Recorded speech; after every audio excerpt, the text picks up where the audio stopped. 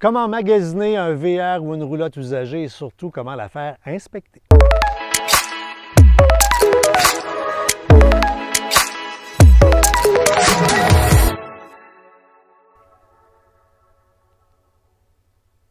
C'est sûr que lorsqu'on voit passer une belle bête comme ça sur Marketplace, sur Kijiji ou sur un site de petite annonce, on s'emballe rapidement. Ne faites pas trop rapidement une offre d'achat. Je vous présente la pub qu'on avait vue. Nous, on est en octobre 2020 sur Marketplace. On voit ça. On passe les images une après l'autre. On regarde. Ma foi, wow! Vraiment, comme dirait l'autre, super état. On lit que la propriétaire dit que bon, c'est en bon état mécanique. Elle vient de mettre 5 000 sur diverses réparations. OK, là, l'aventure commence. Renseignez-vous avant même de vous déplacer sur l'historique de la marque. Moi, j'ai passé un petit coup de fil à mon ami Guy Mongrain, merci Guy, qui m'a dit « Ah, Triple E Commander, François, c'est du Chevrolet, c'est comme des camions, ça se répare tout seul, extrêmement fiable, bravo. » Donc, première case cochée, mais ce n'est pas là qu'il faut faire une offre d'achat. On se déplace, on va visiter. En arrivant sur place, on regarde ça un peu comme on visite un logement. Effectivement, tout à part quelques petits trucs, vraiment en bon état.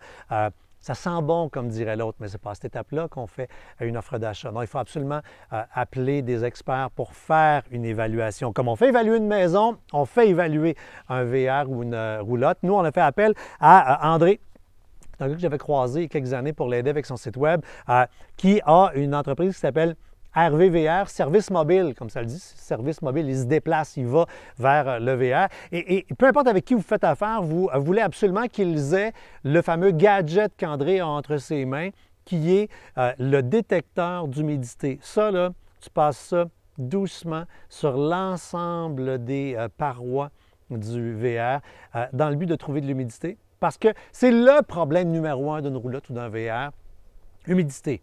Moisissure, pourriture, vous ne voulez pas acheter quelque chose qui est pourri, à moins d'être méga bricoleur ou d'avoir payé un prix en conséquence. Parlant de problème d'eau, il faut monter sur le toit.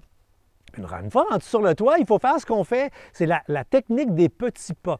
On marche et on avance lentement et on fait tous les pouces carrés du toit en transférant notre poids d'un pied à l'autre dans le but de faire rebondir le toit, le faire bouncer, comme on dit en bon chinois, pour voir est-ce qu'il y a des failles. Nous, on a trouvé 2 failles sur le toit. Alors, ça nous permettait de comprendre qu'on était pour avoir des travaux à faire. On en parlera dans une autre capsule. Ça nous aidait à faire l'évaluation du montant à payer. Et on a fait une évaluation mécanique. Je vais faire une autre chronique sur spécifiquement l'évaluation mécanique. Mais là, les évaluations faites, on avait dans le fond, un bilan de santé de la bête.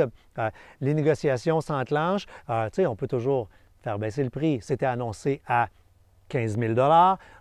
Après des discussions, on s'est entendu sur 12 500 $. Je vous ai promis qu'on vous parlerait des chiffres. Vous allez tout savoir. En passant, là, si on n'était pas en pandémie, on aurait pu aller jusqu'à 10 000 $. Mais là, c'est un peu la folie de ce temps-là. Tout vaut un petit peu plus cher. On arrive au bureau de la SAC pour payer les taxes. On l'a payé, je vous le jure, là, 12 500 $. Sauf que ce véhicule a plus de 25 ans. Et ce qu'on apprend, c'est que les véhicules qui ont plus de 25 ans sont des véhicules de collection. Ben oui, toi chose! Alors là, il faut l'amener chez quelqu'un qui est accrédité par la SAC pour faire l'évaluation. L'évaluation officielle qui en a été faite est de 15 340 $. Alors, c'est là-dessus que j'ai payé des taxes et non, bon, 12 500 $. Voilà, c'est fait, c'est plaqué, on a payé les taxes, le VR est enfin à nous. Et en passant, dans la chronique juste en dessous, transparence mur à mur avec le projet Pimp ton VR. Je vous mets tous les papiers, les factures, et les gens avec qui on a collaboré.